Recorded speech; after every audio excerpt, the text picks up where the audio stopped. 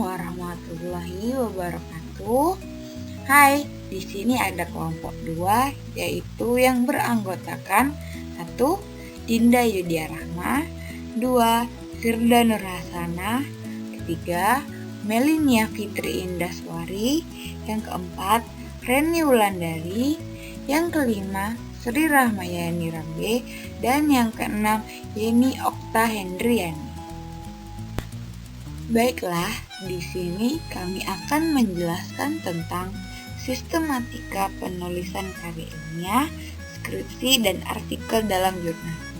Komponen-komponen karya ilmiah, skripsi, dan artikel dalam jurnal. Sistematika penulisan karya ilmiah. Menulis karya tulis ilmiah yang bersumber penelitian adalah menulis laporan penelitian dan artikel untuk jurnal ilmiah. Oleh sebab itu, format penulisannya menyesuaikan dengan format penelitian. Assalamualaikum warahmatullahi wabarakatuh. Saya Reni Wulandari. Saya akan menjelaskan tentang sistematika penulisan karya ilmiah atau skripsi. Di dalamnya ada 3 bab. Yang pertama, bab 1. Bab 1 ini membahas tentang 1.1, yaitu halaman sampul halaman, yang terdiri dari judul skripsi, program studi, lambang, nama, dan NIM, nama dosen pembimbing, institusi pengelola, dan tahun pengajuan proposal skripsi. 1.2-nya yaitu lembar pengesahan. Halaman ini menunjukkan bahwa naskah proposal skripsi telah disetujui oleh pembimbing untuk dilanjutkan ke tahap penelitian. 1.3-nya yaitu halaman abstrak, yang terdiri dari masalah dan tujuan skripsi, metode yang digunakan, hipotesa hasil penelitian yang akan dicapai. 1.4 Daftar isi berisi judul, yang terdiri dari judul bab dan subbab beserta halamannya. 1.5 Daftar tabel, yang terdiri dari nomor tabel, judul tabel, nomor halaman, di mana tabel dicantumkan di dalam skripsi. Kemudian 1.6 yaitu daftar gambar. Daftar gambarnya yang terdiri dari yang pertama nomor gambar, yang kedua judul gambar, yang ketiga nomor halaman gambar di mana gambar itu diletakkan. 1.7 Daftar arti lambang dan singkatan. Lambang dan singkatan yang dijelaskan terutama berkaitan dengan notasi-notasi pada tools.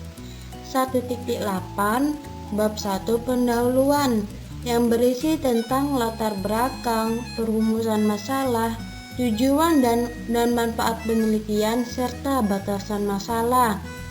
1.9 Bab 2 Tinjauan pustaka, yang terdiri dari tinjauan teoritis, studi penelitian terdahulu, persyaratan sistem konseptual.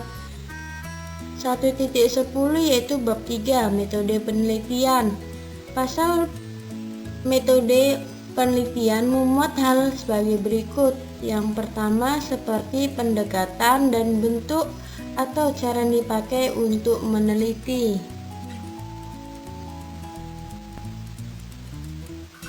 Selanjutnya bab 2. Bab 2 ini berisi tentang 2.1 halaman sampul, 2.2 lembar pernyataan, 2.3 lembar pengesahan, 2.4 halaman abstrak, 2.5 halaman kata pengantar, 2.6 daftar isi, 2.7 daftar tabel, 2.8 daftar gambar, 2.9 daftar arti lambang dan singkatan, 2.10 Bab 1 Pendahuluan, yang terdiri dari latar belakang, perumusan masalah, tujuan dan manfaat penelitian, serta batasan masalah.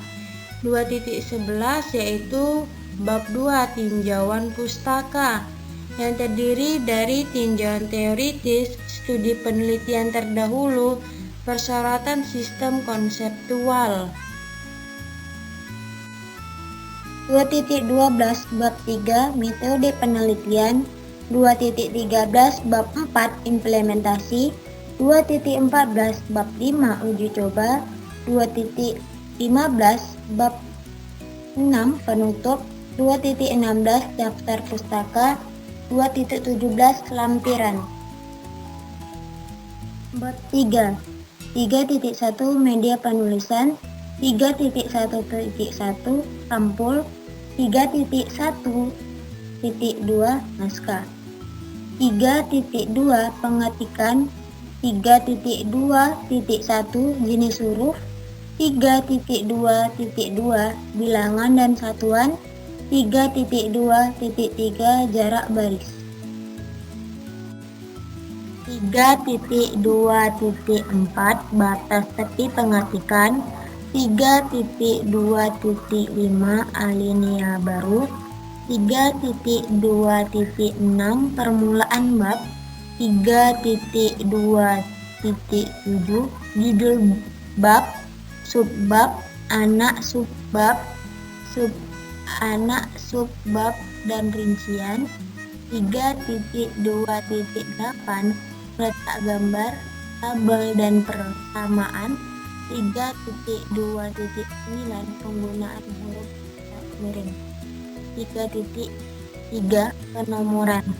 3.3.1 Penomoran halaman. 3.3.2 Penomoran tabel dan gambar. 3.4 Kutipan dan referensi pustaka. 3.4.1 Kutipan. 3.4.2 Referensi pustaka. Selanjutnya, sistematika penulisan karya ilmiah, artikel dalam jurnal.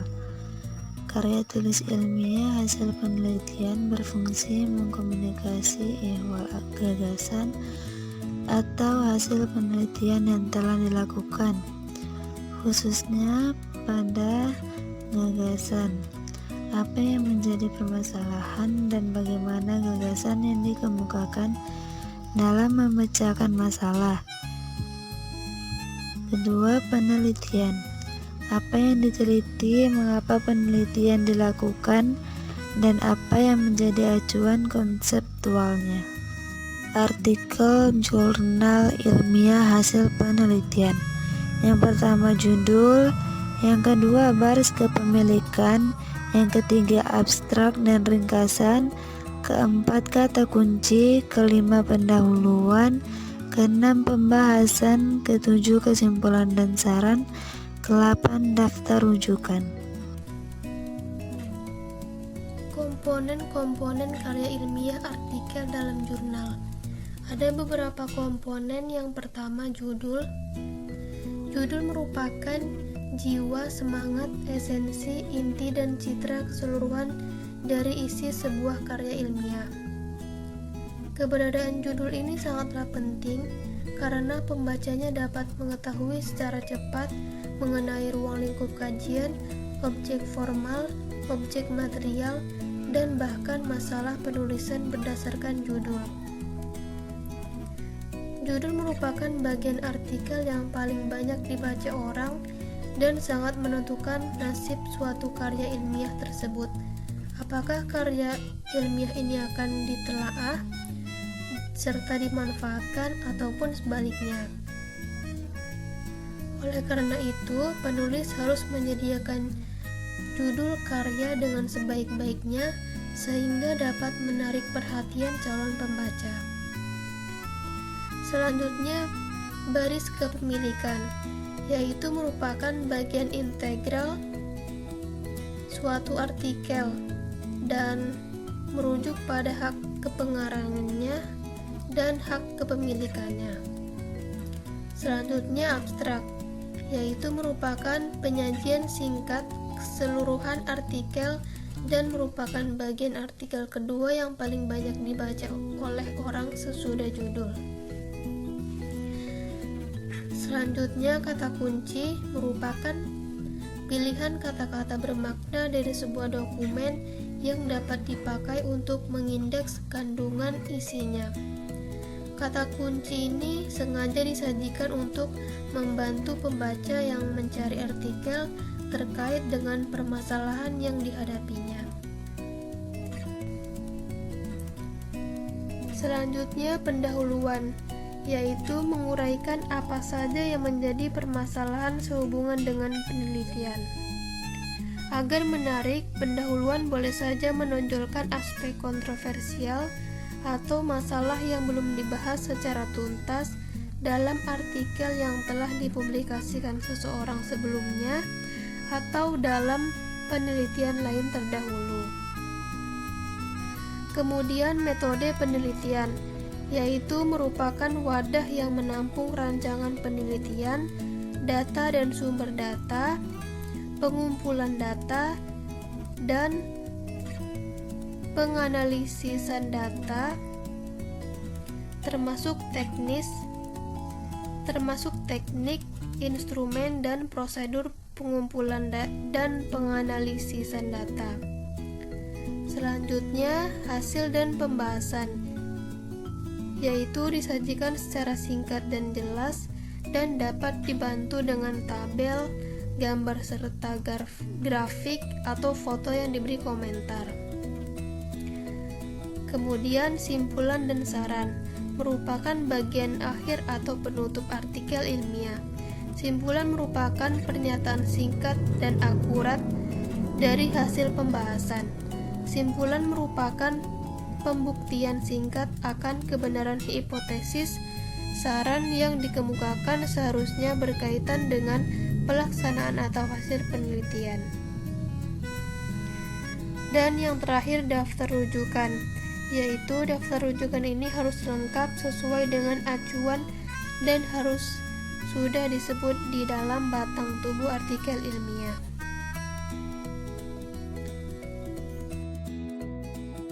Komponen-komponen karya ilmiah skripsi. Pada bagian awal skripsi, terdapat halaman judul yang memuat judul skripsi. Judul skripsi ditulis dengan huruf kapital dengan ukuran huruf 14. Pada halaman judul terdapat lambang universitas, nama dan NIM penulis, nama fakultas, nama jurusan, dan program studi serta tahun lulus. Yang kedua, terdapat lembar persetujuan skripsi. Pada halaman ini memuat judul skripsi, nama dan NIM penulis, jurusan dan program studi yang ditandatangani oleh pembimbing dan diketahui oleh wakil dekan bidang akademik dan ketua jurusan atau ketua prodi. Yang ketiga, terdapat nota dinas. Pada halaman ini menyatakan bahwa naskah skripsi tersebut telah melalui penelaahan dan perbaikan. Oleh karena itu, skripsi itu layak untuk diujikan dalam munaqasyah. Yang keempat, lembar pengesahan, bahwa pada halaman ini memuat judul skripsi, nama dan NIM penulis, hari dan tanggal pelaksanaan ujian, ditandatangani oleh semua penguji dan diketahui oleh dekan fakultas. Kelima, terdapat abstrak yang memuat ulasan singkat tentang latar belakang penelitian, rumusan masalah, tujuan penelitian, metode yang digunakan dan hasil penelitian. Abstrak ditulis dalam beberapa paragraf dengan jarak 1 spasi dan dengan ukuran huruf 12. Abstrak dibuat minimal dalam 2 bahasa, bahasa Indonesia dan bahasa Inggris. Jika terdapat bahasa asing, penulisannya dicetak miring. Misalnya sebagai contoh, bahasa Inggris, penulisannya dicetak miring. Yang keenam, terdapat kata pengantar. Ditulis tidak lebih dari 2 halaman. Sekurang-kurangnya yang berisi di dalam kata pengantar yaitu tentang penjelasan mengenai latar penulisan skripsi. Yang kedua, penjelasan mengenai pembuatan skripsi. Yang ketiga, informasi tentang bimbingan karya atau arahan dan bantuan yang diperoleh di dalam pembuatan skripsi. Dan yang terakhir, ucapan terima kasih. Yang ketujuh, pernyataan orisinalitas. Pada halaman ini memuat pernyataan penulis yang menyatakan bahwa isi skripsi secara keseluruhan merupakan hasil penelitian sendiri, bukan ciplakan.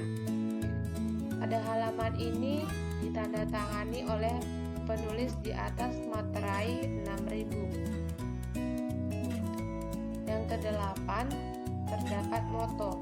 Pada halaman ini memuat kata-kata bijak yang relevan dengan masalah penelitian. Dan yang kesembilan, terdapat persembahan, di mana pada halaman ini memuat bahwa hasil penelitian ini dipersembahkan kepada orang yang berjasa dalam kehidupan penulis. Yang ke-10, terdapat daftar isi skripsi dan disusun secara berurutan menurut nomor halaman yang memuat bagian awal, bagian isi, dan bagian penutup. Yang ke-11, terdapat daftar tabel. Pada halaman ini diketik tersendiri dengan format seperti daftar isi yang memuat semua tabel yang terdapat di dalam penelitian tersebut. Yang ke-12, terdapat daftar gambar. Daftar gambar untuk memperjelas tugas akhir, skripsi, tesis, dan disertasi, dilengkapi dengan gambar-gambar yang terdapat di sejumlah halaman tersebut. Yang ke-13, terdapat daftar singkatan, yang mana pada halaman ini memuat semua kata atau kalimat yang disingkat di dalam penelitian yang disusun berdasarkan abjad. Baiklah, yang kedua, bagian utama skripsi. 1. Bab 1. Judul bab ini adalah pendahuluan. Pendahuluan terdiri dari latar belakang masalah, batasan istilah atau masalah, rumusan masalah, tujuan penelitian, kegunaan penelitian, dan sistematika penulisan. Kedua, bab 2. Judul bab ini adalah kajian pustaka. Bab ini berisi penelitian terdahulu, kerangka teoretik, subjudul yang berisi tentang teori-teori umum yang berkaitan dengan judul penelitian dan hipotesis. Ketiga, bab 3. Judul bab ini adalah metode penelitian. Bab ini berisi waktu dan tempat penelitian, jenis penelitian, pendekatan penelitian, sumber data atau subjek dan objek penelitian, teknik pengumpulan data, teknik triangulasi data, dan teknik analisis data. Yang keempat, bab 4. Judul bab ini hasil penelitian dan analisis. Bab ini berisi gambaran umum penelitian, hasil penelitian atau memuat data sesuai dengan rumusan masalah yang disajikan per subjek sesuai dengan jumlah subjek atau dibuat subjudul sesuai dengan rumusan masalah dan diakhiri dengan analisis data. Baiklah, selanjutnya ada daftar isi atau outline. Proposal atau skripsi disusun dengan secara berurutan menurut nomor halaman yang memuat bagian awal, bagian isi, dan bagian penutup. Selanjutnya ada daftar tabel. Halaman ini diketik tersendiri dengan format seperti daftar isi yang memuat semua tabel yang ada dalam penelitian. Selanjutnya, daftar singkatan. Halaman ini memuat semua kata atau kalimat yang disingkat di dalam penelitian dengan disusun berdasarkan abjad. Yang terakhir ada bab 5. Judul bab ini penutup. Bab ini berisi kesimpulan dan saran. Baiklah, yang ketiga yaitu bagian akhir skripsi. Bagian dari skripsi adalah daftar pustaka dan lampiran-lampiran serta daftar riwayat hidup. Bahasan tentang daftar pustaka dibahas pada bahasa tersendiri. Lampiran adalah bagian dari suatu karya ilmiah yang merupakan keterangan atau informasi tambahan yang dianggap perlu untuk menunjang kelengkapan karya ilmiah yang ditulis. Adapun daftar riwayat hidup adalah berisi tentang identitas mahasiswa selaku peneliti, riwayat pendidikan, dan prestasi yang pernah diraih. Oke, sekian dari saya. Kurang dan lebihnya saya mohon maaf. Wabillahi taufiq wal hidayah. Wassalamualaikum warahmatullahi wabarakatuh.